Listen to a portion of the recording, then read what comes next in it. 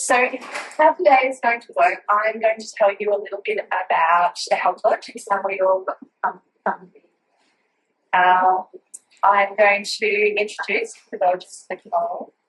We are going to have Q&A at the end. So write your questions down. So quite a few questions that have come through from people who attend. So we'll be asking those questions as well. We're going to do a Botox room tour of one of the rooms so that you can get a practical how you can do this in your homes. And it's why I built the accommodation. So I really wanted to create an example of how we can live healthy and well. But I also wanted to create an opportunity for people that needed a pause from their environment, for them to understand and see the impact the environment is having on their health. So, the Health Lodge. Many of you know that the Health Lodge was born 10 years ago when we came to this incredible land. I do truly believe it's called us in. I have a very strong connection to this land, and it does talk to me. It is meant to be used for healing purposes. So as long as those purposes align, we have permission to do this work here on this land. The first part, the whole vision is an integrated hospital. But that's a big chore for one person. So I've broken it down into parts. And so the first part was to really create an integrated medical health facility where we all work together to understand complex health conditions that we're faced with in the 21st century. And I knew myself as a natural plant. I had a lot of knowledge that I would share with patients, but I really needed them to work beside me. And then the psychological I really needed a psychologist. And then the TCM principles, Chinese principles, are so beautiful of that. Even that was so as well. And so I started pulling the different modalities together. And then to today, where we every Friday we run meetings, and all of us come together and share knowledge. We now have both dentists on the team, which has been planned. And the team grows and the team ebbs and flows. But what we have created is the ability to understand health on a three-dimensional level. And I think up until now, we've really only had two-dimensional ability to help and support our patients. So then the next bit was to create a space where people could come in and get direction and support. So the medical room was one. It's our dispensary at the front of the house, where we have naturopaths working consultation sessions. You can come in and meet our team, and they'll help guide you with nutrition and supplementation. But they help us as a team with a lot of the private testing. And it's this testing that helped us to understand that mycotoxins were huge influence in people's health. Then the Bathhouse and the event space, which you're all sitting in today, and this is the very first event, so it's very exciting to be able to post something. So, Nicole. Now, this is not Nicole's my first rodeo. We had Nicole out to the lodge when we first opened. I've seen many presentations from Nicole, so I know it comes on double time, and she likes to taste, so I won't we need to pace. 25 years experience investigating health hazards in the home. She's had her own personal struggles with poor sleep, fatigue, and many miscarriages, which led her to realise that our homes should be making us sick. She's a former naturopath and acupuncturist for 15 years. Founder of the Australian College of Environmental Studies 1999, and the only nationally accredited training organisation in Australia for mould, electromagnetic fields, EMFs, allergens and toxins. She's pioneered the building biology industry in Australia and is the leading authority on testing homes to mould, EMFs and toxins. She's written report and the lead author for RACVG insurance. Committee member of the first Australian Standards on Mould, author of best-selling book, Healthy Homes, Healthy Family. Does anybody want a copy of that book? Yeah. Okay. The fourth edition is out. It's coming. I think we've got a giveaway as well. A lecturer of Chinese medicine and environmental medicine, published research and contributor to First Australian Standards of Biochemistry. International speaker and frequently appears on the 7 p.m. Project, Sunrise, The Today Show, and just recently done another show on ABC. Welcome, Nicole. Thank you. Yeah, clinically, as a result of seeing so many of my patients work well, it's very active, all this not a great and had a crisis as a clinician 5 years in going, what am I actually doing here? Giving a shopping bag for the stuff that the patient may and may not need, and while they're on it, they're improving, but it's not getting rid of the problem. And realising even though it's been studying the country, it's been the training in China and going to, and of course had something for me. Getting to the course of the patient's condition was something that I was able to do or was trained to do, especially when it came to environmental exposures. But I didn't know that at that time. By the third or fourth consultation, many of my patients would say, got mould in the house, what do you think? Well, when did you move in? And it was the time within 3 months that they got sick. So the timing of exposure was always correlated with chronic fatigue-like symptoms, for example. Been sleeping in meter panels with sleep disorders, etc. So, but it wasn't until my husband and I moved into our home that we bought, insomnia within 2 weeks, both of us had sleep disturbances. And then first 12 months, I fell pregnant by miscarriage. Subsequently, had 10 miscarriages in this house. Went to every specialist to be got no one could figure out why we cut miscarriage clinic. There's no obvious reason why you're miscarrying.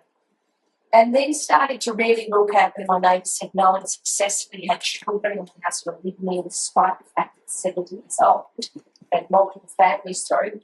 I literally ran around my house and went, half an acre on the river, beautiful, can't see or smell anything. We're sleeping adjacent to a meter panel. What's the data say? So there was 2 research at the time to say that sleeping in a high magnetic field may escalate the risk for sleep problems. I got a dowser in because there was a European wasp nest in close proximity to the master bedroom. And he came in and said the significant stress fault line under the bedroom. The third thing was living near its intersection. So I actually bought equipment to measure carbon monoxide, which trickled in the master bedroom. Because the traffic related air pollution went into the garage, up through the floorboards and accumulating around the room without cross ventilation will take 3 hours to dissipate. And the last thing is Parks Victoria came and regularly sprayed our boundary, because we're on the boundary of the Yarra River with pesticides. So I went to my husband, we have to get out of this bedroom because there's something wrong. He said, I'm not moving out because we've got the ensuite. I said, sweetheart, if you don't do that, you'll never have sex again. So 2 seconds later, he's having 4 feet to the back bedroom. And then I fell pregnant naturally with twins and had 3 kids under 12. So that really sparked a journey of what's going on in the environment. So I started with US EPA, and the data available on indoor air quality was staggering even in the 90s. So I was training with naturopaths and acupuncturists at the time that no one called them natural medicine, Southern schools. And I quickly get to a curriculum involved in nutrition so I could start talking about the environment people was into. And many of them said, you've got to start a course on this. So I did, and that's enough to enter in my stage. Now, this is one of the most important triggers for many people's illnesses. And what we now know, compared to what we knew 30 years ago, which is pretty much nothing, is that this is a big problem on such a grand scale that it really reflects systemic failures across multiple industries, especially in building construction. What's happening now with the new builds, 40% of new builds are showing interstitial condensation, hidden condensation and mould by the first winter of a new build, because we're building plastic bags that the water vapour management is completely organised. So I run the own government-accredited course in building biology and mould testing. I had 400 traders come through the course. I swear quite a lot now when we're subfloor. And my language has changed from being a nice polite naturopath to go and look at the drainage in that house. As a child, suit and full face, ready going, this is why. And the worst scenario is many of the rooms I go into, I cannot see mold, I cannot smell it, but the history is indicating that it's probably an issue in 99% of the time it is. So I'm going to go through what we now understand about our mould and its impact on human health. As mentioned, I have published in research. My dissertation was on the impact of environmental exposures and ramifications for general medical practice, and why environmental medicine needs to be its own discipline because it's so big. And I'm just like a microbiologist. Last year, I published the first real-world study on the impact of blind sleep, which was statistically significant. And there's some backstory there, but essentially, don't have Wi-Fi in your bedroom because it affects your REM sleep. Okay, so I'll start with a case study. 7-year-old male. This was recently coming into the clinic, and facial and body tics, ADHD diagnosed, mood changes, changes in motor skills, trouble sleeping, nighttime bedwetting, frequent daytime urination, diagnosed with PANDAS, which is strep infections primarily, and ADHD. So the issue with him, his mother was very distraught because the doctor simply said just take these antibiotics and come back a year later because he's probably an anxious kid.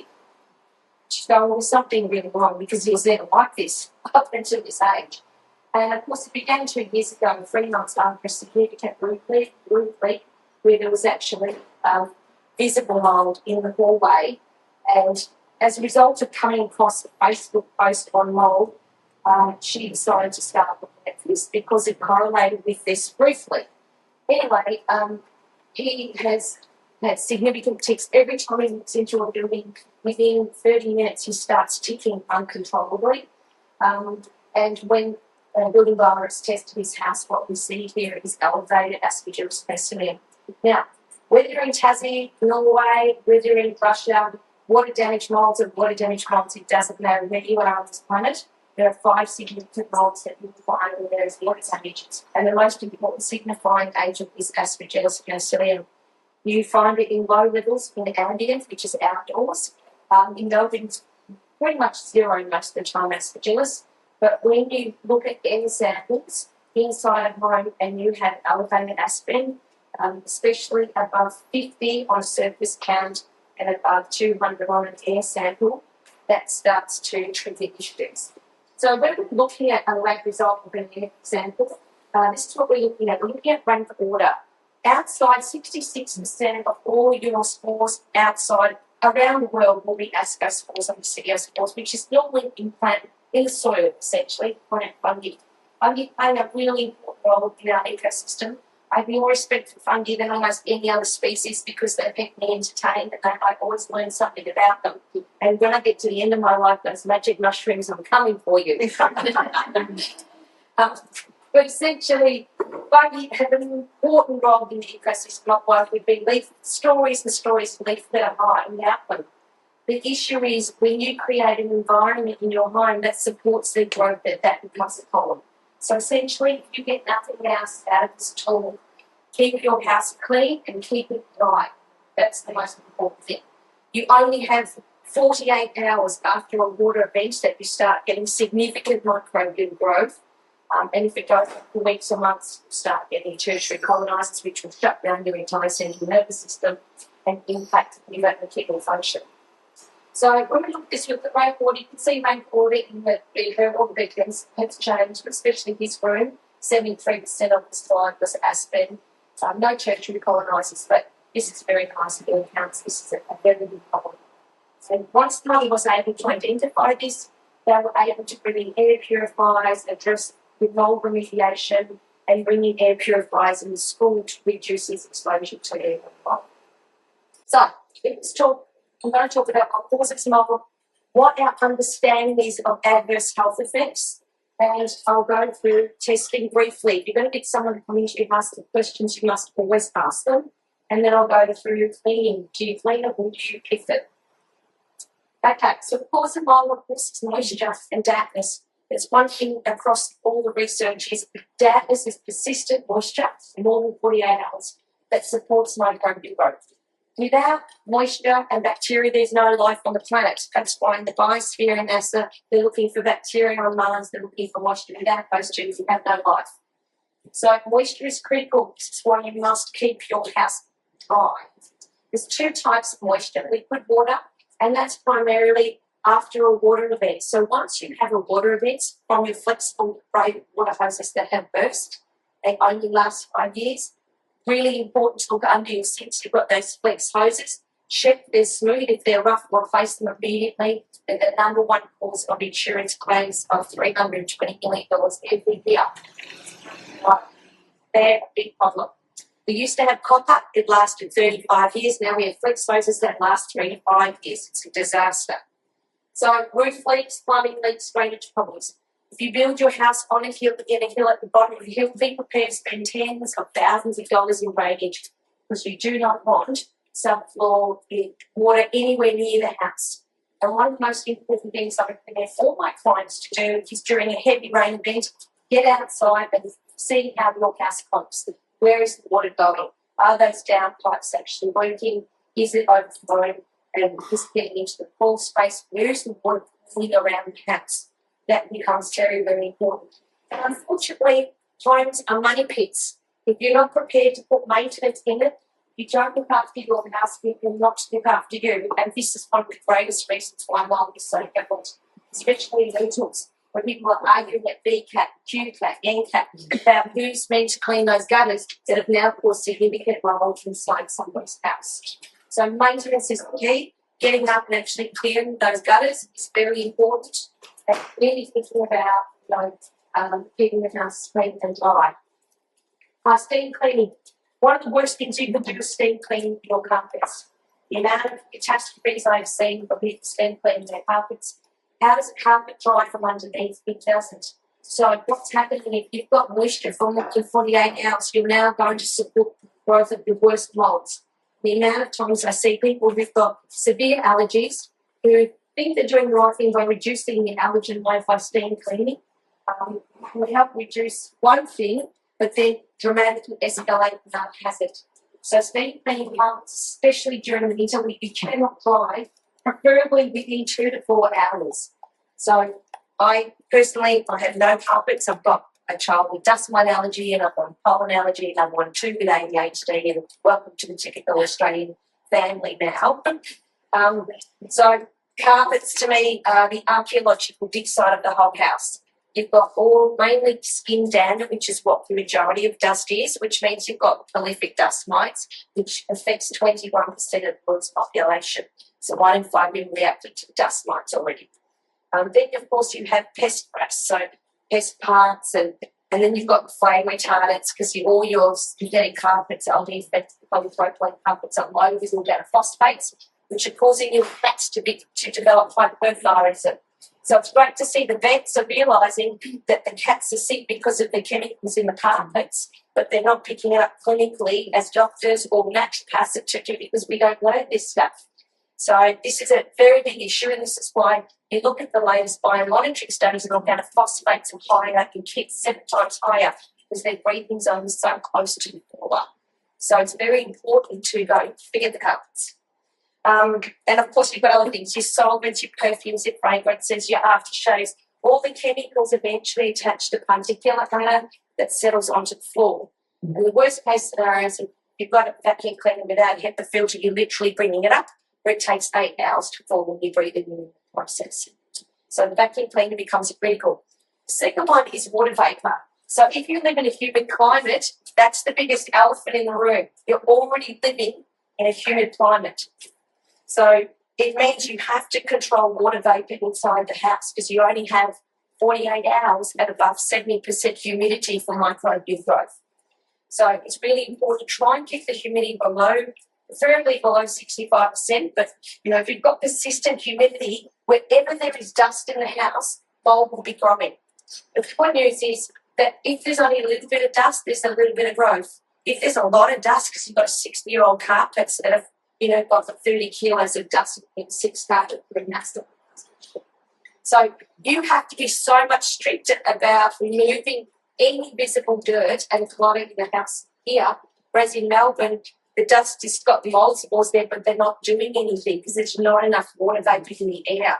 So you have to be very strict with dirt and dust. You cannot have dust because it will support microbial growth.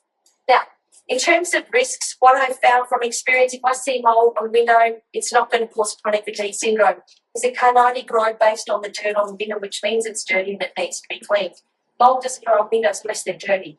Mold does not grow on non-porous materials. It doesn't grow on cement, it doesn't grow on glass, it doesn't grow on plastic, it doesn't grow on metal unless they're dirty. So if you see mold, they're dirty, so you just have to clean it with one fluff. It's when you get mold on textiles, that's when you get the worst mold. That's the chronic fatigue. So if you've got a bit of mold on a grout in your bathroom, everybody's got that. I've got that. Who gives a rat's razor? What's going on in the warm cafe, however, because the membranes are compromised, is completely different than a fish. So in terms of water vapour, obviously you have to breathe in your house. So when I see a bunk bed in a small bedroom and condensation streaks on a window, I know this bedroom cannot cope with 2 people being in this room breathing out 3 litres of water vapour per day. So you have to bring a dehumidifier in or just move one of the kids out into another room if you've got space. Okay, contaminated items. If you have asthma, allergies, or chronic fatigue or autoimmune, especially MS, for goodness sake, never ever buy second-hand furnishings, ever. Mattresses, pillows, bedding, sofas, it's a no-go. If you store, I ask all my patients, where do you store your stuff when you don't have it in the house, especially your Christmas tree, but also your clothing, your sofas. I want to know about every item in this house, every mattress, every sofa. Where did it come from? Did you buy it new? And often I found that was the problem. So one of the first case studies I had was a young girl. She was 7. She had average 4 to 5 antibiotics every single year from the moment they moved into this place. We did all the testing. There was nothing. And then when I looked at stripped the bed, it's all full of stains, and I asked the mother, tell me about the history of the mattress. She said, I was 30 years old and had spent 10 years in the grandparents' garage. Now, the problem with that is when you have something in a not conditioned space, so everything you put in your shed, everything you put in your garage will be contaminated. Why? So when it hits dew point, which is the temperature at which it goes from a vapour to a liquid, it will support microbial growth. So if it's books, if it's textiles, if it's camping gear, it will be condition-free mold. So if you don't have asthma, allergies or chronic fatigue, you're probably going to be fine. But if you have those conditions, that's going to make you sick. And Christmas trees often worse because it's loaded with spores. So unless you keep it inside the house where you're heating in winter, cooling in summer, you'll find that will be a source of microbial and high levels. Just to give you an idea, when I'm doing testing with my students, when we walk into a space, the bedroom, I say to my students, do not touch anything in this room. Nothing. Wait till we do the air sample to get an idea of the type of fungi in the air. Now, I want one of my students to just pick the curtain and move it to the side. See that tiny little bit of mold which you can hardly see on the curtain? Just move that curtain aside like that, like the client would every morning and every night. Now we're going to do another air sample. The aspen levels will go maybe from 100 spores to 10,000. Just by moving that curtain with visible mold. This is what we are exposed to, and people who are vulnerable are going to be impacted. And this is why as a clinician it can be difficult to pick this up because they're exposed to such high levels that are transient and episodic because of there's mold. But anything with visible mold on a textile, all we've done is just discover. Okay. Straw and chooks. I know we love chooks. I love chooks during the pandemic. I thought, I'm going to get chooks at a veggie patch so the kids knew where their food and the eggs came from. Of course, I end up looking after the chooks, and the straw is loaded with mold. So you cannot have straw if you have asthma, allergies, or if you have chronic fatigue syndrome because the straw is already contaminated, highly contaminated. This is what farmers like with the fungi that they're exposed to. That can be a big problem. And, of course, the chooks then attracted the mice, and then the mouse decided to chew through my flex hose of the dishwasher. Now I had a lot of it. So this whole ecosystem started, no germ. And then snakes came, but let's not talk about that. So I think it's great to be eco-friendly, but let's get real about the reality of what happens with that and who's going to touch the straw without a full face respirator. Water damage building is a chemical stream of biological agents, including bacteria and fungi and their byproducts. So including mycotoxins, endotoxins from bacteria. But once you have moisture, you have dust mite proliferation, which is a very common allergen that not always people know that they're actually allergic to dust mites. Yep. All right, so health effects, let's have a look at it. Bible is indicated extensively in Leviticus, outlines the process of identifying and removing mould from a house. In fact, if you read it, it goes on and on, and if there's any black stuff in your house, probably best burn it, according to the Bible at that time. I have no doubt mould has killed more people historically in human evolution than any other hazard. If you think about it, the types of homes we build, straw bale, mud brick, etc., castles, no insulation, we all died of respiratory tract infections around 20s and 30s, many, many years ago. A lot of it is probably due to mould. So we're not yet clear what it is and what a damage building, let alone its health effects, but we do know that as long as it's damp, that it does cause health effects, and that is recognised in the literature. Okay, so this came out by the European Integrative Doctors in Germany, and this is an extensive documentation about medical clinical diagnostics for indoor mould exposure. This is where we're at medically at the moment. That they're saying that there's sufficient evidence, limited evidence, or inadequate evidence. So sufficient evidence for all of those individual illnesses, including, recurrent colds and flus, sinusitis, bronchitis, all the itises, pharyngitis, laryngitis, sinusitis, bronchitis, all the itises. Limited evidence for eczema and inadequate evidence for chronic fatigue. The reason why, now as a researcher having gone through the whole system, when they say inadequate evidence means someone's probably never asked the question or ever funded a study. So when we say limited evidence, people assume that means we've researched it and there's not a lot of correlations. And yes, most of the time this means we haven't even done research on it. And unfortunately that's where we sit. The reality is there are three mechanisms by which mould can impact health. Firstly, by a true allergy, which is acute-like symptoms. Secondly, infection. And thirdly, inflammation. So if we start with the first on allergies, you can see type 1 hypersensitivity reactions where people have a true allergy, normally a blood gas test or skin fluid test to identify the allergies. And this can result in conjunctivitis, epididymitis, all the itises, skin-related eczema, anaphylaxis in the worst-case scenario, etc. The species of fungi that have been attributed to allergies include Aspergillus, Butonium, Cladosporium, Penicillium, Stachy, that also reported damage loss. Diagnosis, as I mentioned. Most predominant indoor water fungi is Penicillium, followed by Aspergillus, based on a study in the US of 4,500 times. And what they discovered was these are the most common moulds in water damaged homes. But the interesting thing is none of the penicillium species are being tested in antigen extract for allergies. So the reality is there are likely to be millions of people truly allergic to mould, but the antigens they're using aren't testing the very species that we're finding. These are based on outdoor moulds, not indoor moulds. So this is likely to be a gross underdiagnosis for true allergies. There's one of the Aspergillus species that they've checked. So this is really telling. Infection, subacute. So basically the main route of exposure will be through breathing in. For children, it will be that ingestion by that hand-to-mouth ratio on the floor. So water damage buildings increased risk. And the issue here is recurrent and persistent. It is normal for children to have 6 or 7 colds a year. That's normal. They get over it quickly. We get colds and flus, that's normal. We run down, stress, all those other things. The time when it starts to, for me, indicate that mold could be an issue is when it is persistent and it drags on for weeks or months and it comes back even after treatment.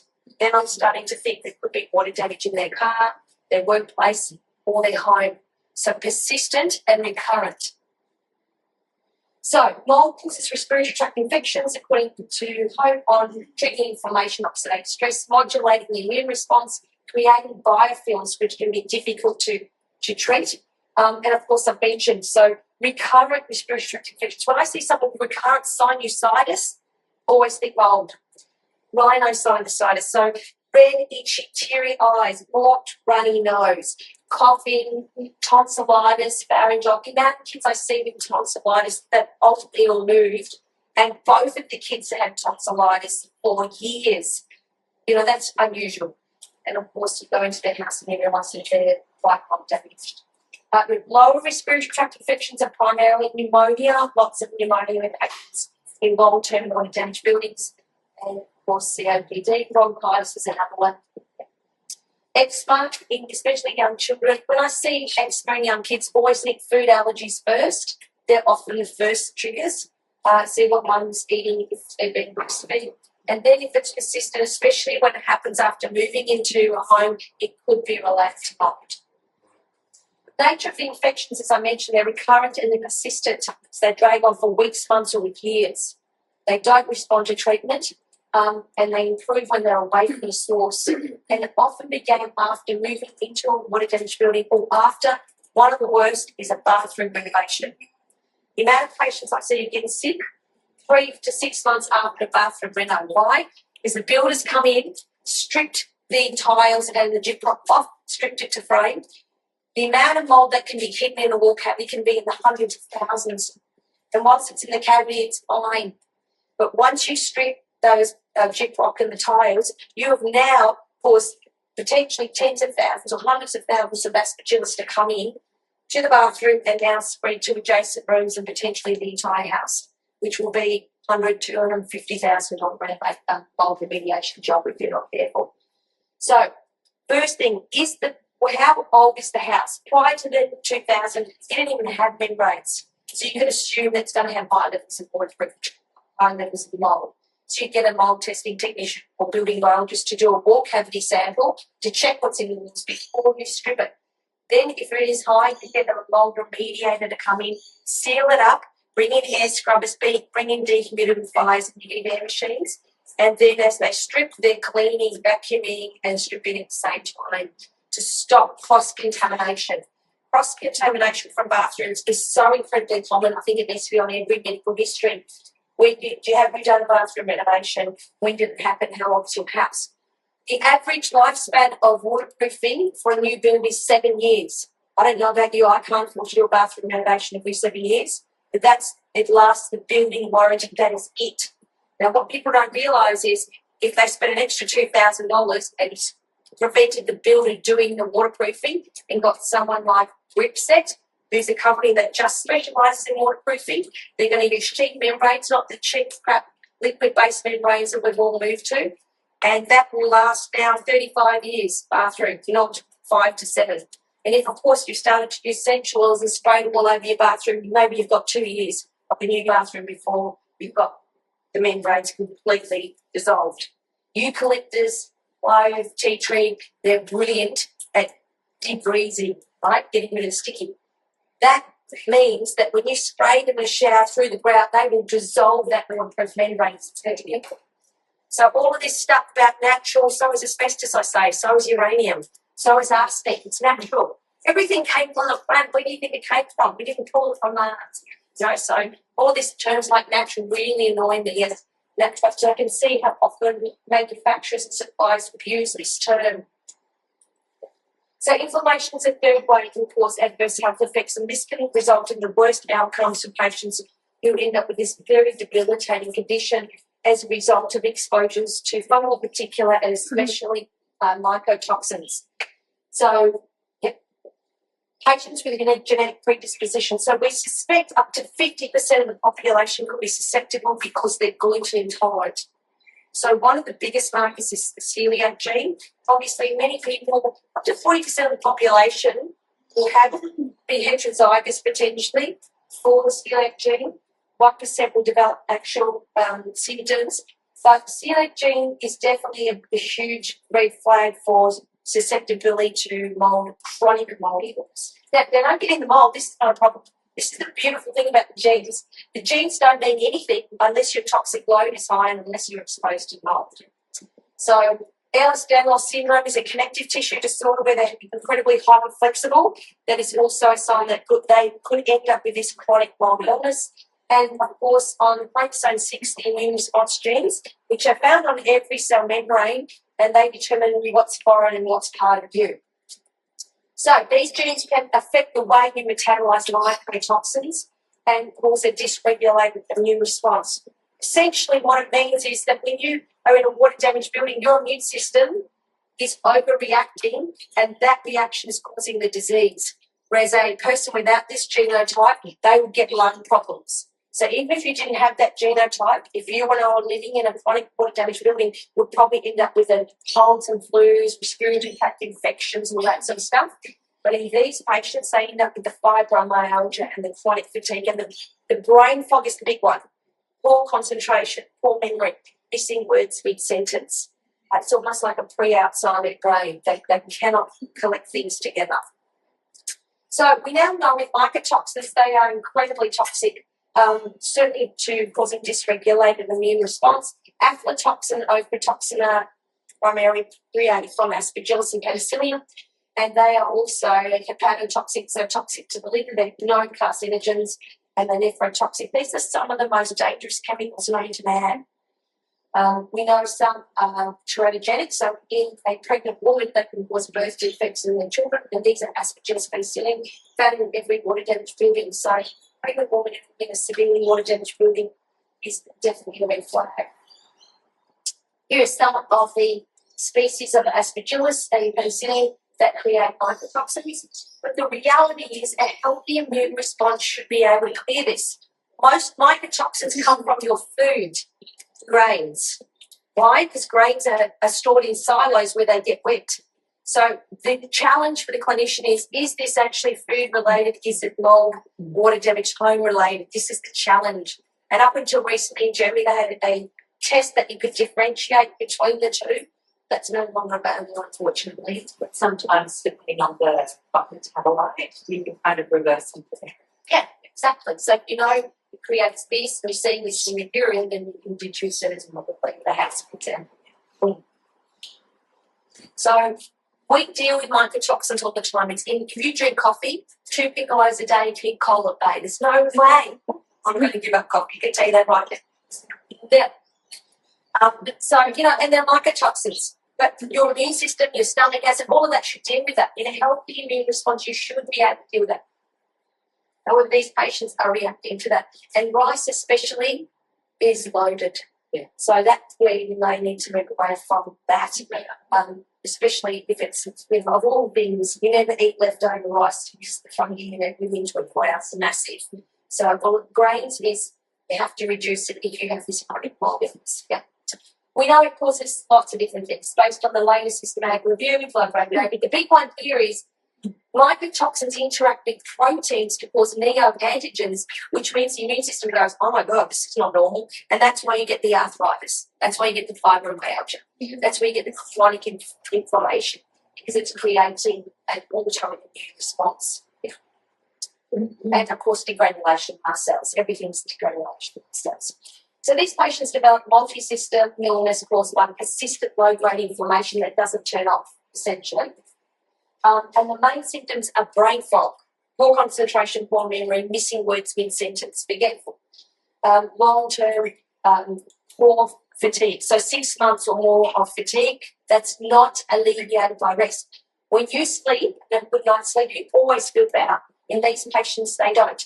The circadian rhythms, all of this stuff, because melanocyte stimulating hormone is involved, so they start sleeping during the day, they can't sleep at night time.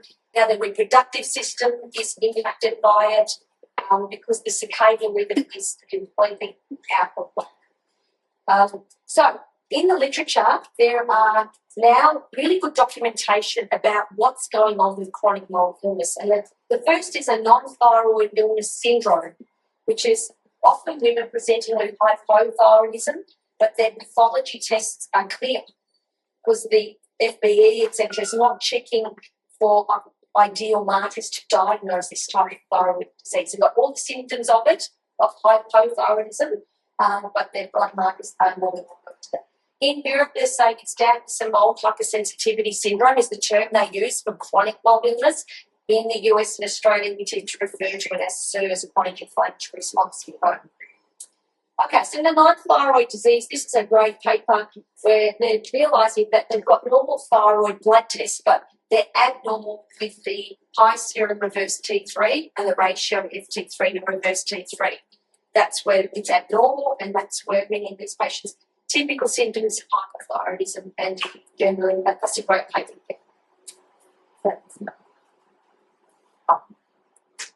Yeah, dampness mold hypersensitivity syndrome. So this is how they're diagnosing it in Europe. Basically, increased chemical sensitivities.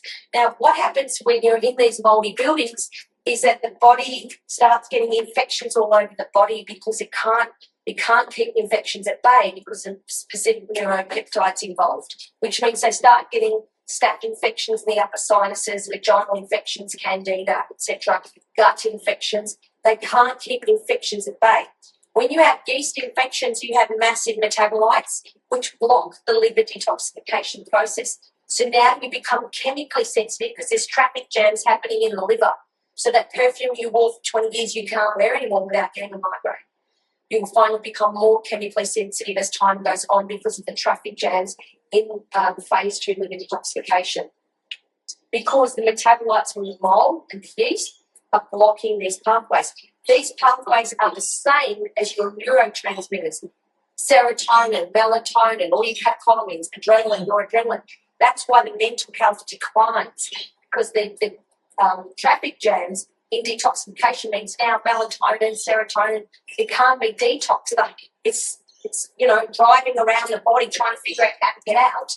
And now that's why mental health declines because of our detoxification issues. Detox becomes the primary way in which you have to deal with this coffee enemas, really good filtered water, all these other things, reducing toxic load, no pesticides in the food pipeline. Chronic inflammatory response, that's the latest paper on that. If you want to read that, the slides will be available. Symptoms, if the adult has 8 or more of these categories or a child has 6 or more, then that is an important part of diagnostics for SIRS. And the main one will be fatigue, of course, and the brain fog is the most common and musculoskeletal symptoms. Client has seen, the key is the client has seen many practitioners and they haven't got anywhere. They've excluded all pathology. There's nothing wrong with you. It must be mental. It must be clinically depressed or have anxiety. That's the worst case scenario. They end up thinking one flew over the cuckoo's nest with a psychiatrist. That's when we've lost them, unfortunately, because the toxic load just keeps going through the drugs, and that makes everything worse in the long term. This is a result of mental illness, but it's not due to stress. It's due to physical impact on the body. So the client has a history of being exposed to water damage, and more often than not, it's multiple times. Go back to the history that you had when you were growing up. Were you bitten by a tick? Massive precursor for this type of illnesses. Tick-borne illnesses and blue-green algae cause the same symptoms as mold. So ask the patients is, do you go water skiing? Do you swim in rivers? 80% of all rivers in this country have had blue-green algae outbreaks, and often you don't see them when you're in the river. So this is a very big no for these patients. Always look in the history, especially for blue-green algae, etc., water skiing, swimming in these rivers. Tick bites, big issue for predisposing them to mold illness, because essentially it's a biotoxin. These are all biotoxins. So just to give you an idea of the pathway involved as to what we now understand in mold illness is that in healthy patients, the body, you inhale the mold, the body recognises it, and then it pushes it out through the faeces most of the time. If you've had your gallbladder removed, that's another big red flag, because your gallbladder is a binder. Bile is a binder. So I've had quite a few of my patients after they've had their gallbladder removed now end up with chronic mold illness because they don't have this capacity to sequester the fungal particulate in the bile and push it out through the faeces. That's another red flag. But you can see in a patient with this immune response, it ends up acting on in the brain, leptin receptors, and of course, melanocyte stimulating hormone is probably one of the most important neuropeptides that gets suppressed, and it is involved in sleep, endorphins. It also impacts gut permeability. So over time, these patients end up with food allergies that are not true food allergies. They're due to inflammation in the gut because the tight junctions have opened. So polypeptides are getting through. Now it's an autoimmune response. So food allergy is not due to diet. Food allergy due to inhalation of mould that's causing this. So when you take a history, when the clinician takes a history, it's critical the timing because as they get better, they go in reverse order. This is called Heineman's cure. So as they go in reverse order, think, oh my God, I'm getting worse because I had that and I fixed that. No, you're actually getting better. You go in reverse order. Why is it when you heal someone with asthma, they get their eczema back? Because the eczema was suppressed with steroids, now drove the illness into the lungs, so you treat the lungs, the eczema comes back. That's good. Now you can treat the eczema without suppressing it. So the history is important because they go in reverse order as they get better. Mental health starts, fatigue starts improving, the mental health starts.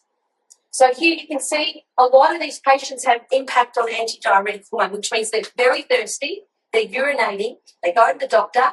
What do they think it is? Diabetes. They check, it's not diabetes. Zinc mould. Mould impacts antidiuretic hormone. They are dehydrated. So now they touch stuff and they zap all the time. They're getting electric shocks because they're dehydrated on the surface because the osmolality is impacted. They have the electrolytes are completely out if you have a look at the hemoglobin analysis.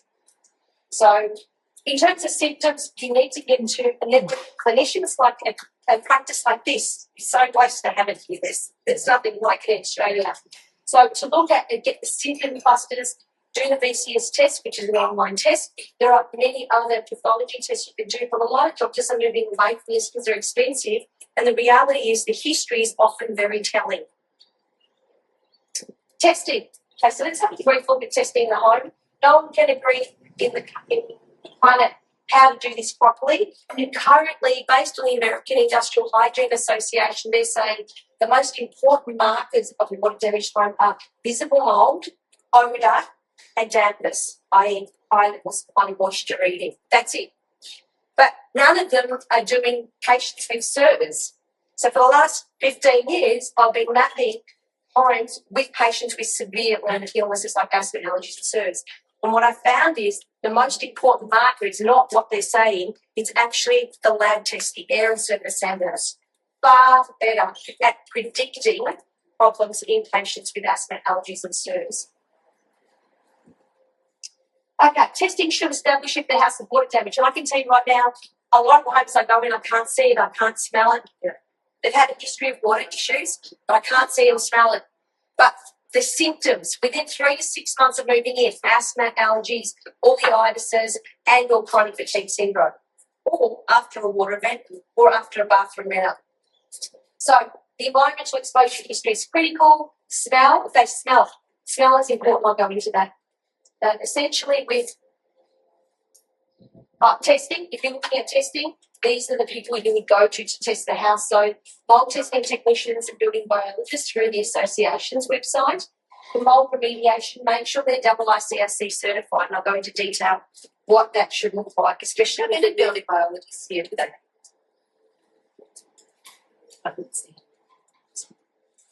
Okay, so odour is critical. If you smell damp, musty odour, that's predictive that there is something growing in your house. Okay? So the smell is indicating that it's producing what we call NVOCs, microbial volatile organic compounds. And the reason they're doing that is they're trying to kill each other off, to take over and decompose whatever they're on. So that's the first thing. The smell is important. We know these molecules are made up of ketones, aldehydes, esters, etc. In fact, there are CAS numbers. Chemical Abstract Service has CAS numbers, like you see in the safety data sheets for chemicals, for all the odours you find in the home. The next one is visible mould. And this is a problem. You look side on. When you look at a cupboard like that, you can't see it, but with a torch side on. So when you're doing an inspection of your house, you get the torch. You don't do this. You do this. Because if it's mould, it will be elevated. Okay? It's growing. It's three-dimensional. So get your torch and go side on like this. That's when you see it, not when you're looking at 90 degrees. You can see here, this is on the smooth edge of under the carpet. That's often stachybotrys or ketonium, which are the worst for asthma, allergies, and chronic fatigue symptoms. This is mould in DuBois. Yeah, you don't get coincidences if you're living in a humid environment like this. Just don't, because that's going to be not acidic. Every time you touch them, every time you bring them up and down, you're going to look at thousands of spores in the air that would take up to 8 hours to drop. You can even roll that up and down or touch that. So if your house is built in a hill, that comes at a cost because those ventilators, if they're there, don't last forever. Balconies above living spaces will fail. And again, one of the number one issues which a lot of builders have. So even thinking about how to design that build to now thinking about water, how it's going to be is important. Looking at, building on a hill. Now this is fine, provided you've got adequate drainage. You've got plants, which is going to be great in terms of absorbing a lot of the moisture, but it can only do so much. When you see this drop off, water's lazy, it follows gravity. So is it just going to go into a little spirit drain, or is it actually going to be diverted away from the house? That's what we need to think about. So again, build on a hill, and of course this particular house, she rang us and said, look, I've done EMF, which is a dust test, vacuum test, and it's come back as clear. And the lab said that my house is fine. I said, how can a lab say that they've never inspected your house? It's ridiculous. Tell me about your symptoms. She said, well, I've got chronic fatigue. I said, when did that develop? She said, oh, it was in 2011. I said, what happened then? I don't know. Did you move? Yes, I did. 6 months later. I was pregnant with my son at the time. Both, when I gave birth to my son, he had a lot of food allergies and asthma. Both of my kids had chronic tonsillitis. Their all tonsils have been removed. And I am very well. I said, based on your, did you do any bathroom reno? She said, yeah, within 3 months of moving in, we did bathroom reno. I said, were there termites? She said, yes. Termites, moisture, mold. So I said, I'm sure your house is a problem. So we went there, did the testing. Stacking was over 10,000. Very rare to see stacking on an AirSat because it's stacking means sticky, fortress means balls, so stick balls, and normally around the carpets, etc. To see it on an airborne sample, and just taking your history as a clinician. Okay, have you had any moisture issues? Yes, we have. Got a lot of conflict drainage. There's visible off here, over there in your house. But when it's raining, there's water dripping on our bed. Okay, that's a problem. So interesting that lab said your house is fine because you're erming. We wish you did the dust. Obviously not appropriate. And we went in there and 3 of my students were sick for months after going into this house. So standing at the top of this driveway, what can you see that already is a red flag? First, we have a hill. Secondly, as you run into the house, there's no drainage. Thirdly, it's a flat roof, big red flag, flat old roof with no sarking. You can see shingles, so the roof has been replaced. Thirdly, downspouts are non-existent in critical areas. And also, the crawl space that's built into the hills, the kids' bedroom are underneath that, and those are atrocious. So she didn't think her house was a problem. They literally moved out with the clothes on their back. They sold it. And apart from the chicken wires in the balcony, which wasn't not much going on. But this is a person who's very health conscious. She eats organic food. And I walk into the laundry and there's 7 cans of more tea because she's fearful of spiders. So this is a thing you don't see as a clinician is, I eat organic food when toxic load is low. But the reality is, if they've got a phobia, they're not thinking straight. So she's quite happy to chase one fly around the house with a can of routine and think that's okay, but will spend thousands of dollars on organic food. This is the thing. All the other clients, which I was telling Ren about last month, that have budgies lying in the dining room shitting. And I'm trying to take a hair sample going in my report. Don't allow your budgies to defecate in the dining table. It's actually not my good. Forget the mold. It's like you've got big issues going on here. I check. Wow. Here, lots of vegetation. So if you've got a south-facing wall, north is, if you're going to buy a unit and you have the finance to buy a north-facing unit, don't you? Living space at the north. More sun means it dries quicker. When you have south-facing apartments, they take a lot longer to dry, so they're more susceptible to mold. Not necessarily means they'll happen. But when I'm looking here, vegetation on south walls, I'm going wind-driven rain here. These walls are going to take triple the amount of times to dry. So what's budding up on this wall that I need to check with my moisture meter to check that there's not going to be mold and things like that there? Okay. Efflorescence in the soil crawl space I'm looking for here. white salts. So basically there's a whole lot of moisture. It's come up, it's evaporated, left the salts. That's a sign of moisture, bacteria, mould. This is a typical shower bathroom reno. Looked fabulous when you looked at the bathroom. You stripped it to frame, and now you've got a slowly impacting the joists that are causing high levels of mould in the air that you cannot see on a visual inspection. This is typical for a significant proportion of our bathrooms. Yes. Infrared. So infrared cameras are helpful because we can't see anything, but on the infrared camera we can see there's an anomaly which could display moisture, and that was a clogged gutter above. Here you can see moisture penetrating into the wall cavity, and we back that up with the moisture meters to see what's bottom moisture meters that we use. Our fixed is about 8 grams with to be able to do testing. Condensation and issue. So here in this house, if there was condensation streaks from the outside in, I like to look from the outside in, so I don't like touching curtains. Condensation streaks. When we looked inside this child's bedroom, what do you see there? There could be a source of moisture. There's no budgets. There's no budgets. 2 bunks. Why is that a problem? Because people are breathing in this room. You've got a bunk bed in a small space where they're breathing out water vapor that it cannot handle that, number one. Secondly, you've got a humidifier. Worst thing I ever want to see in someone's bedroom is a humidifier. So you get it from the pharmacies, you know, my child has a dry cough, I've got to put this on there, you've got condensation, now you've got mould within 48 hours. So humidifiers are a big no. I don't want to see those things. Signs of moisture, you can see here lots of signs of moisture. You can see there was a recent flood leak at some point. This is a balcony above, it's failing as they all do, etc. This is how we moisture map. So once we identify elevated moisture, we put this as moisture maps, so the remediator knows they have to cut that chip rock out. So here is a lab result from an air sample. And what we look for first is the outdoor rank water. You can see 43, 29, 23%. So that's rank water, ascospores, a bit of aspen, then basidiospores. What I want to see inside is the same rank water. I want to see asco first or not. 95% of the slide in the kitchen is actually aspen. That's a big red flag. When you look at the kitchen, the exhaust fan, you open the cupboard, goes nowhere. So all the moisture's going everywhere.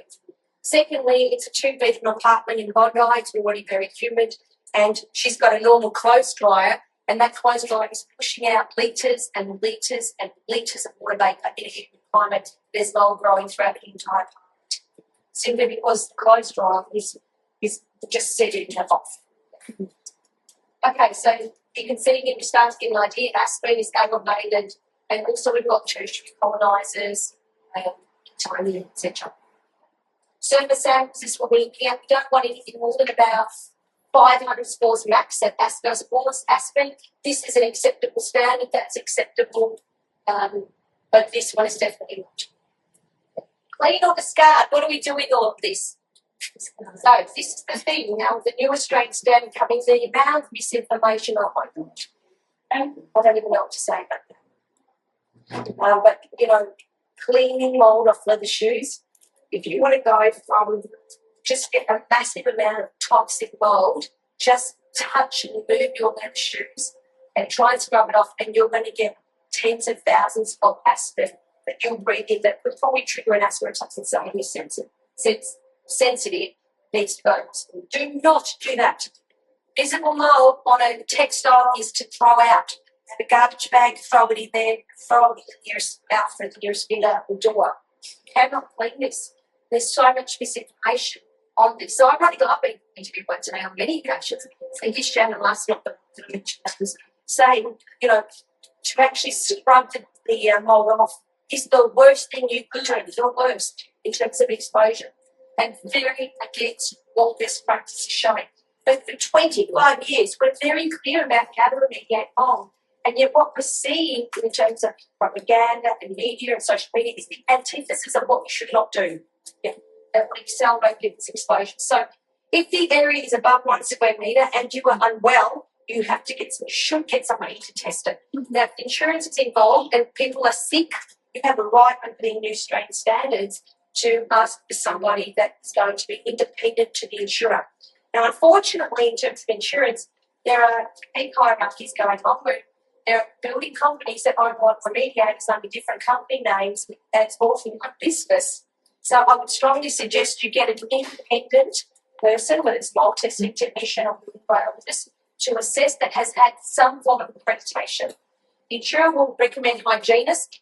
Hygienists have not done any official nationally accredited training involved. In the US, hygienists do, but in Australia, they have not understood come through my course. So if it's above a square metre, if you asthma, allergies or anything like that, you really want to get someone in to test. And the two bits of information you want to know before you clean mold on anything is what condition is it in and what's its velocity. Now, I'll define the condition. Condition one is normal fungal ecology. Based on the latest ICSE standard and the new Australian standard, condition one means you're going to have spores. You're going to have mold in the house. Every healthy house has mold everywhere. It settles in as it comes from the windows outside, inside. It's normal. You can have up to 200, 500 spores per square inch, and as long as it's ascospores and basidiospores, it's normal. So to try and say, I've got mold, well, everybody's got mold in their house. It's meant to be there. The reality is you don't want to enable it to grow. So it's the moisture. As soon as you have moisture sitting on a surface for more than 48 hours, what the spores do is they release enzymes. Now, fungi is more similar to humans than plants. Plants photosynthesize, they create their own food. Fungi cannot create its own food. It's like humans, it has to release enzymes.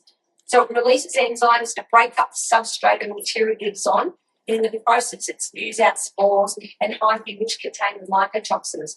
And the smell that gets that damp, musty odour. So it's doing that to kill off its competitor so it can decompose your house and get on with its job. You just need to make sure that you keep your house dry to prevent that from happening. Okay, condition two is high seven spores. The problem is you can't see it. That's the problem. Why testing is critical. So as long as you have high seven spores, you can have tens of thousands of spores and you don't even see it. By the time you see visible mold, you're looking at millions of spores. So that's the problem. A lot of people going, unless you can see, it's a problem. That's not true. Many people are sick because we cannot see thousands and thousands of spores until it gets into the millions. Condition three is actual mold growth. This is what they'll see on the slide. When you see visible mold, this is what they're seeing in a microscopic slide. So, summarising, non-porous surfaces, you can clean them, no problem at all. So if you have metal or plastic or masonry, you can clean this even if there's visible mold on it. Simply vacuum first, followed by a microfiber cloth that's dipped in a bit of detergent and with water, and followed through with a vacuum cleaner. That is the way a remediator will do it. They'll vacuum, then microfiber cloth and vacuum. Focus is physical removal. Because as long as you're breathing dead mold at high levels, you will get sick. So it's really important to physically remove it. So killing it with anything, bleach, by the way, is brilliant for bacteria, but it's not appropriate for fungi. And the reality is, why do you kill mold that's going to make you sick if you breathe it in? So the focus of remediation must be on physical removal. If you have a remediator coming in and using a chemical, under the new Australian standards, they must put in writing to the consumer that they are deviating from the standard of care, that they're doing what people do not recommend. Right? So chemicals, cloves, essential oils, all that stuff are not to be used in water damage. You're not killing mold. You are physically removing it. The way to prevent it is to stop the moisture. Where's the moisture coming from? So ultimately, unless you know where the moisture is coming from, there's no point cleaning it because it can 48 hours and comes back to you. So is it a water vapour issue? Is it a drainage problem? Is it a roof leak? Fix that first. Second, if it's porous, like unsealed timber, concrete, etc., again, sandwiching is the way to go. If it's abrasive methods, like if you've got structural frame, they're not going to replace the bearers, etc., because of the structure weight. So they'll sandblast it. That's the way of doing it. What we do is sandblasting. If it's conditioned, a porous item, so porous items with mold, unfortunately, you've got to really discard it, unfortunately. So if you see mold on clothes, textiles, the rule of thumb is to discard it. If you know you've got a lot of mold in the air of the house, but you can't see it on your clothes, you can wash it. Just don't have to go to a laundromat. Just get someone to wash it in hot water and put it in the close condense and dry it in the sun. That's all we need to do. We don't need special chemicals to get mould off. All you're doing is dislodging it from the material. Okay, so clothes, as I mentioned, if you can't see it, just wash it. With clothes, boots, etc., made from rubber, you can, of course, clean because it's non-porous. And in terms of soft furnishings, this is the big one with clients with chronic mould illness. Once they start dragging this from one house to the other, they keep getting sick, unfortunately. So just the HEPA sandwich I've already mentioned, which is, vacuuming followed by microfiber cloth. Blanket stuffed toys, and you can. But rule of thumb, if you've got someone with environmental sensitivities, if you can't put it in a dishwasher or wash it in a washing machine, you're probably going to have to fix it. That's really hard, fast rule for chronic inflammatory response. Generally. Okay, so we'll skip that, get to the end. Already talked about that. HVAC. This big problem. 99% of all the split systems that I see are not cleaned properly or not cleaned at all. They need to be done at least in a humid climate twice a year. We get 400 or so every time. If you don't do this, this is a source of cold spraying, and you're literally blowing it into the room. This is a very, very, very big problem. And the reason why it's a big problem is because most people set their split systems at 18 degrees. You cannot put it below 22. It doesn't work below 22. So once you put it below 22, it doesn't cycle appropriately. That moisture sits there, and now the dust you pulled in through it is creating long-looking, mainly aspen and post-mortem. So the rule of thumb is once it's clean, never set your split systems below 22 degrees because they don't get cooler beyond that anyway. Okay? And that's where a lot of occupants create the problem. It's by setting these at too low a temperature. Secondly, you can't have windows like any other split system on. Don't keep them shut.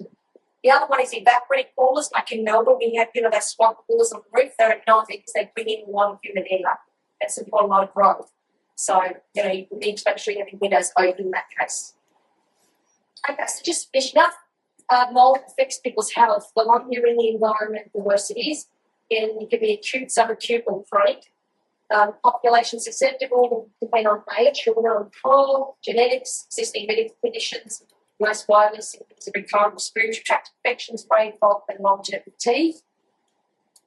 Resources. More information. I have mentioned a short mould course for consumers and more on the EMFs. More information you'll see on my website. Absolutely. Electromagnetic fields is complicated because different units measure different frequencies and power outputs, and because there's 3 fields that are the problem. So each field we measure electromagnetic or radio frequency, and of course do power or units. Yes, there's always a meter for that. However, if it doesn't data log in fractions of a second, you miss the peak reading. So you can the cheaper the meter, the more you underestimate the exposure, essentially. Ideally, the meters need to be gold-plated. That's why ours start at about 3,500. We need a couple of them for different frequency ranges because you want to measure where is it coming from. Is it the mobile phone base station coming into the person's bedroom, or is it something else that's coming like the neighbour's smart meter, or do you know what I mean? So in terms of meters, the best one on the market for consumers I recommend is the Safe and Sound Pro 2. It's about 600, which is really cheap for a relatively good meter, but it's omnidirectional, so you literally put it on. If you have your phone on, if you have an extender booster router, baby monitor, smart meter, it will go off. So as long as you have Wi-Fi in the house, that meter will tell you it's a problem. And that's what we discover when you start getting into EMFs. Yeah. In terms of 5G, a lot of the networks still using the 4G network, so the frequency. So 5G means higher, much shorter waves, 26, 28 gigahertz and, of course, beyond, which means the shorter the wave is as we go up the electromagnetic spectrum, the more it impacts the exterior of the body. So it impacts the skin, it impacts the sympathetic nervous system. That's why it's used in crowd control. It was used by the military for crowd control because when it hits the skin, it's like you're getting burnt shocks. And, of course, that's why it's a great idea to release it to the public now when they update their infrastructure. But, yes, Wi-Fi is a problem. So in 2001, Australia had a parliamentary inquiry on electromagnetic fields that they sort of keep under covers that was published. And the committee chair summarised, we are deeply concerned about the rollout of Wi-Fi in Australian homes, and we need to educate parents to inform children how to use their cell phones so they don't keep it near their person, that there is sufficient evidence of biological effects on human health, and that our PANDAS, Australian Radiation Protection and Nuclear Safety Authority, should not be governing the standards. So here we are in 2025, they did the opposite. Everything they said they should not do, we are doing. Okay, so interesting with research from my experience, as I said, I published the first real-world study on the impact of Wi-Fi using a baby monitor on healthy adult sleep, which was statistically significant. A third of the participants ended up with clinical insomnia within 7 nights of a baby monitor next to their head on the bedside table. How many nights before they recovered after? It's like, oh, we never looked at that. Oh, yeah. So the issue there is it's just any Wi-Fi device in the bedroom, including a cell phone, adjacent room, is not okay. And the baby monitor I use because it's designed to be in the bedroom, and it's one of the highest level of radiation you'll be exposed to. And as a building biologist, we go, oh, yeah, of course the baby's not sleeping. There's a baby monitor there, which of course no one wants to know about.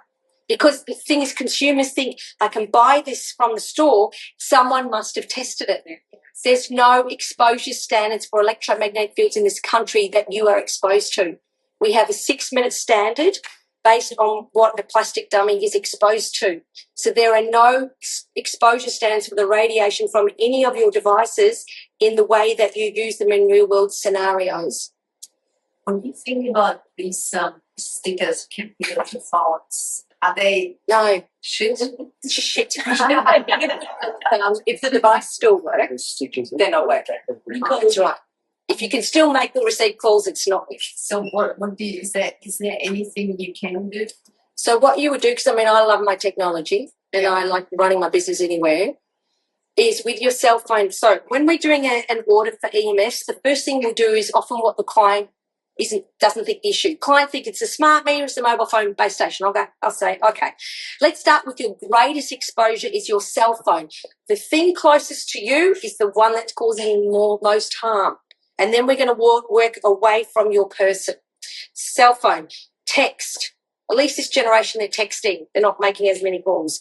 Text, loudspeaker, or earphone, earplugs, no Bluetooth. So do not put that near your head.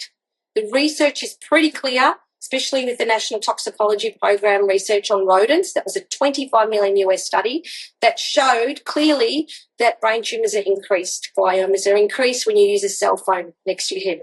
Hardell's research for at least half an hour a day for 10 years doubles your risk for brain tumours. So keep it away from your person. Do not have it with men. They should not keep it near their reproductive organs. They should have it away. Distance is the key. The only thing that reduces your exposure is distance, and it's based on the physics inverse square law. As you double the distance, you reduce your exposure by 75%. So that's why in your bedroom, don't buy plugins, don't buy all that stuff. If it sounds too good to be true, it is. These companies hate me because I'm saying they don't work. And when you ring them up and I say, how is this technology reducing that client's exposure to EMFs? Oh, because it's not making any difference on my meters. Oh, no, it doesn't reduce the power output of your meters. It doesn't change the field. It enhances the person's immune system to respond. I said, well, which biomarkers are you referring to? And then they don't respond. It's BS. And they talk scalar waves. Well, scalar waves are actually very big waves that cross through planets. You know, it's like they're using words to misinform people and back it up by research. So I look at the research and go, they're not even double blind, and they've funded it themselves and they didn't publish it in a journal. So this is misinformation. And what's distance can you be a bit more specific? Well, it depends. So basically I'd say 30 centimetres from your phone will reduce it by 95% on average. Yeah. And it's about time too. So we're attached to these things 9 till 5. We're sitting in front of them. But if we can unplug and sleep in a clean environment, so at least there's time for our immune systems and our nervous systems to reset. So that's why I've made the rooms that they're Wi-Fi free after 10, because I really want people to come and experience sleeping in a clean environment. But you've got to turn your devices off. When your husband an IT specialist. You probably got an issue, Yes, it is. Yeah. Well, I solved that. I divorced my IT husband. That solved that problem. It's expensive though. It was expensive. Yes, the lawyers got a lot of that. But anyway, we talk now, so it's good. Yes. What are your thoughts on Tesla vehicles?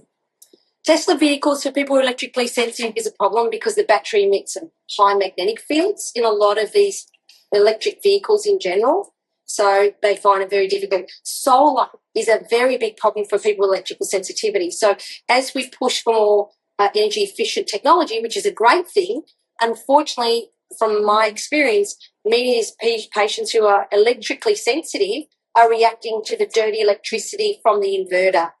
So it has to be wired differently.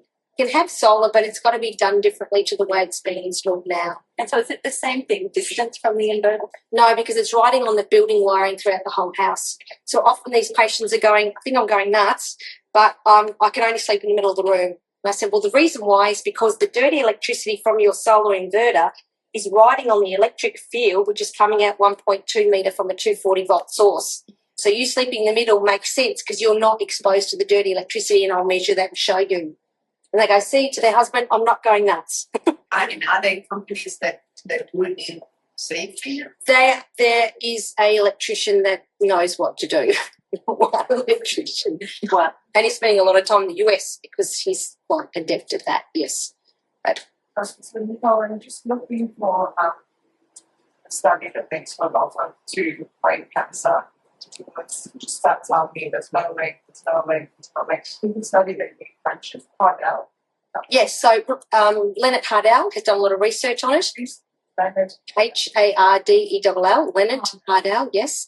Also, I mean, look at my book. I've outlined it there as well, but also the latest systematic reviews. So the systematic review that came out by our PANDAS deliberately excluded people over the age of 60 where their incidence of brain tumours have increased significantly, but they excluded that from the study to make the data look better. So there's a lot of misinformation. My study on baby monitor was rejected by 10 journals, and apparently I was contacted recently by a journalist that said the World Health Organization released a systematic review on the impact of EMFs on sleep, and in the excluded studies, yours was there. I said, that's not possible because they published before I published. So essentially it appears that a journal reviewer has passed on my paper during peer review to the EMF task force.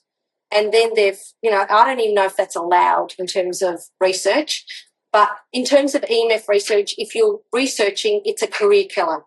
No one's going to fund it. It's a multi-billion-dollar industry. A lot of people in the industry, especially in ICNIRP, who are the major organisation in Germany that set the standards, have very close ties to telecommunications, and there's been reports by Buchner and Ravasi 3 years ago about their ties and how much funding they've received. And this is the reality. No one has your back when it comes to health standards unless you're prepared to take health into your own hands, which many of you would have had to do because you probably weren't getting the answers that you needed, that you started to do the research because the exposure standards are not adequate. There's no exposure standards for EMFs. Chemical standards are done in compromise with industry. Paraquat was recently reapproved by the APVMA, and yet it's banned in 50 countries, and we give it to rats to induce Parkinson's to check drugs, but we're still approving it for use in farmers. That's what's going on. So we really need to start thinking we have to take health into our own hands, unfortunately. And that's my, over 20-odd years of doing this, realising that you get pretty annoyed about that because you see kids, neurodevelopmental disorders. Autism has increased 4,000-fold since 31. Only 20% is due to better diagnosis, according to the American Education Department. 20%, 80% true increase. Pesticides, aluminium, toxic metals. There you go. it's sobering. But there are solutions. There are solutions. Read the book. Well, it's about exposure. It's about limiting exposure. It's about being educated. It's about knowing your stuff. It's about knowing what your family are exposed to. It's and for me, the number one thing when I get a patient, I go, I think these are all impacting because it doesn't impact all of us. And that's the other thing that's confusing is, I'll have a wife come in who's really, really sick and her husband's going, I can't smell anything. I'm perfectly fine. So this can't be a thing. So there are genetic predispositions, there's layers to the syndrome, and there's ways to work your way back. There's, a lot of us are becoming tolerant. We're adapting to this new environment.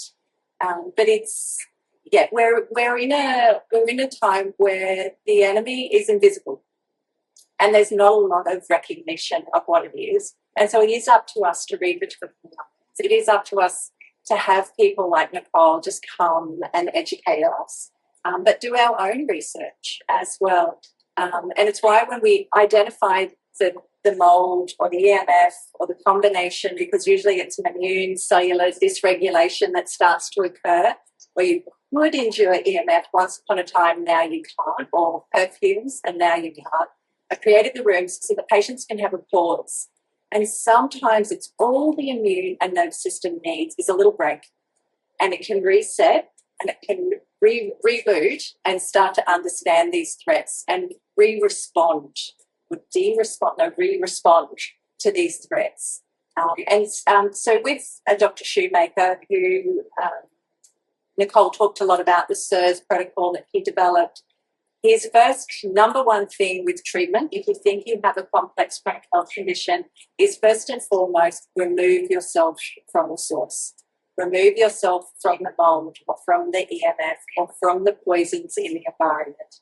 Then and only then can you start to support the detoxification, the nervous system rehab, the hormonal system rehab, and then the inflammatory patterns start to settle down. And sometimes you can, when you get re-exposed, tolerate it. Sometimes.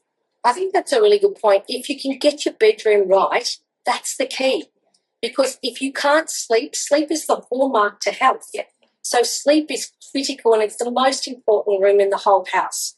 If you can be in an electrically neutral environment with no chemicals, that's, block out blinds, it's dark, that's the key. You get your sleep, the body has incredible resilience and neuroplasticity to recover, especially children.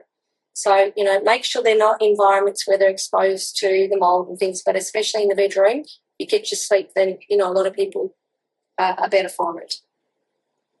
Two questions on this. Well, time for one more. A question about how long are you in your sleep?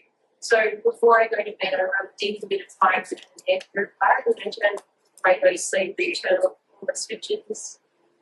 Does it have like a top up or a shelf life? It's a really good question. How long does the EMF linger after you've switched everything off in the bedroom? I love that. If it's a magnetic field, it'll be instant. If it's your phone, it can take up to 2 minutes before it powers down. So in flight mode, it can be 1 to 2 minutes. So it's pretty quick. Absolutely. Yeah. Pretty quick. Another question. Just about mould. We just moved into a new place. My daughter and I are reacting severely. Can't see anything except on the firewire screen. There's like mould everywhere. I can't go into the laundry because it smells horrendous. Yeah. It didn't when we went through a few months ago. So it's the cyclone, it smells bad. Yeah. And that's why I really wanted to get the word out to the public, because post the cyclone, the amount of moisture that we have just gone through, let alone the stress and trauma of those winds, but the moisture is the big thing and the ongoing effect of the moisture in the environments. So the laundry didn't smell, and now it does. Yeah, I can't go in there. Yeah, so you need to identify where the moisture's coming from. Often, is it coming from the roof? Is it coming from the top down? Is it coming from the bottom up if you've got a crawl space? Covered is Covered, okay. it doesn't. You can't see anything. Yeah. It's just the firewire screens. I don't know how to clean that, or would that even be possible? Well, Fire scary. yeah. The main thing is if you've got mould on windows and fly screens, just hitting dew points. You've got often a single pane window. Moisture hits it, cold surface and condenses. That's not such the big problem. Normal. Yeah. But the big one will be where is that smell coming from that's hidden? So is it, behind the cabinetry? If you've got a crawl space, is it coming from the ground up or is it coming from the roof down? Until you start doing destructive testing, that can be very difficult to identify where that is. So in the interim, if you know you're reacting there, ideally what we would say, if people, especially people renting, is to seal that room up until someone can assess that and not go into that space, and put air purifiers on in other parts of the house to reduce exposure. But it's a laundry, so I imagine you'd have to use that. Yeah, so it sounds like it's hidden because you can't see mould, but you can smell it. So it's either behind that cabinetry or coming up or from chopped out. So then we start looking at an exterior inspection, see where there could be leaks, etc. Or plumbing. Plumbing is a big one, of course. It's not how we don't really do that. No. Anyway, That's a whole other thing. Yeah, when you're in a rental. One question, did you really It's just kind of just like styling. Ah, yes. So, because I've installed one, as soon as I did it, I noticed how tired I am. Now I adjusted to it, and then I started doing some research, and there's really not much on styling. So the question is around Starlink Yes, and the level of exposure and not feeling well since getting Starlink. I just don't know if it's worse than just using 5G or 4G. I've just put in Starlink. Oh, yes. Yes, because the NBN, my house is hardwired, so I don't have extenders and boosters. Obviously, they're hardwired. It's costly to do that. For an electrician, Ethernet cables, blah, blah, blah. I love Starlink, but the routers emit high levels of radio frequencies for a building biologist perspective within the 6-minute Australian standard. It's acceptable. But I don't use that router. I've diverted to my router, and then it's hardwired from there. So I don't use the Starlink router. I've actually got my own, and then it's plugged into all the Ethernet cables.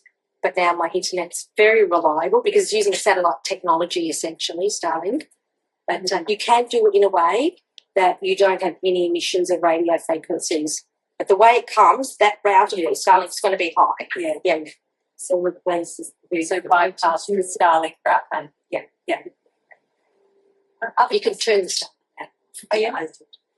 Stover in the back there. You mentioned air purifier. Is there an ozone machine and air purifier? Does it do much more? Ozone, I don't recommend. US EPA have definitely stated no recommendations. It's normally used after fire damage to reduce the smell. It's very dangerous to the mucous membranes of the body because it creates free radicals and starts deteriorating the building elements and everything in that room. It's only used, like, as I said, after a fire, they put the ozone machine there, then they exit the house, it's like a bomb, to, neutralise the odours and particulate matter. Ozone shouldn't be used in the health and homes for that reason, because it is a very strong irritant to the eye, skin, nose and mouth, especially the throat. Air purifiers should be HEPA filters, hospital-grade HEPA filters. Carbon filters are used for chemicals. HEPA filters are used for allergens and particulate matter, like mould. So HEPA filters is the best way to go. The problem is that a lot of your mould is sitting on the surfaces, and an air purifier isn't going to touch that. So your vacuum cleaner becomes important, and the way you dust is critical, because you're literally, with a slightly damp microfiber cloth, dusting and then putting it down the drain, follow through with a clean tea towel. So dusting becomes important. Air purifiers are useful, but they're not the be-all and end-all, because a lot of it's sitting on surfaces. Yeah. Just a really simple domestic. You mentioned that you hate going to people's houses and touching the curtains. Certain blinds are just chaos. What's your recommendation for a curtain? Look, if someone's got allergens, I like to look at curtains, but if someone's got allergies, dust mite, whatever allergies, mold sensitivities, blinds are better, because you can put them up at night time, and it means you can maximise the sun coming through during the day to heat the room, which is a good thing, especially in Melbourne where it's quite cold, and then you can bring them down. But if you've got, when you saw that picture of the blinds there, the reason that happened is because you've got a single pane window. You've got high levels of water vapour in that room from their clothes condensing dry, coming into that space, and now hitting a cold window at dew points, and now there's a whole lot of mould, restricted air, now there's mould on the blind. Generally with blinds, they're the best option because you can maximise that sun. Venetian blinds, roller blinds. Roller blinds I prefer. Venetian, anything you have to clean. People don't clean them. They're difficult to clean. With the process, you expose yourself. So your best, I think, roller blinds for people with allergies are good. There's another question over here. When you get to live in a house, and I get this musty water went up to the rainy day, and I put the dehumidifier on and the odor disappears. And if it's then dry afterwards, it doesn't come back. Is that enough, or is this an indicator that there is mold strength somewhere? So I'm just going to repeat that question for online. So the house is generally pretty good after rain and the wet season. You're coming in, your room smell musty. You put your dehumidifier on. Seems to fix the situation. Is that enough? Yes, yes. Yeah, so ideally, I recommend everybody get some hygrometer, so they have sensors both inside and outside of the house. Start to get familiar with water vapour management is important. Look at how much relative humidity is in the existing house, and then what is it outside. Should I open or close the windows based on what's going on? The more humidity there is, it will follow psychrometrics, which is from high water vapour pressure to low water vapour pressure. So if you've got a lot of humidity inside the house like you do in Melbourne, you open the windows because it'll want to go out. But here during a humid season, if you open windows, it's going to come in. Your dehum is pulling that moisture out. So the amount of moisture it's pulling out tells me how much water vapour is in that room. And that's the first red flag. It's not purifying the air. It's simply removing moisture from the air to reduce the chance of mould or bacteria growing. Yeah. Okay, I think I don't. We got time for one more. Yes. Okay, one more question. Scott, this question is going to be obviously, so you're doing the cavity at home to reduce the chance of mold. Is there any evidence to suggest that obviously you can't stay with that when you put it in? Is that other people notify the basis? Is there any evidence to suggest you can actually find to make sure you're sensitive to the mold and therefore doing this later, or is that purely based on length of time exposure to it?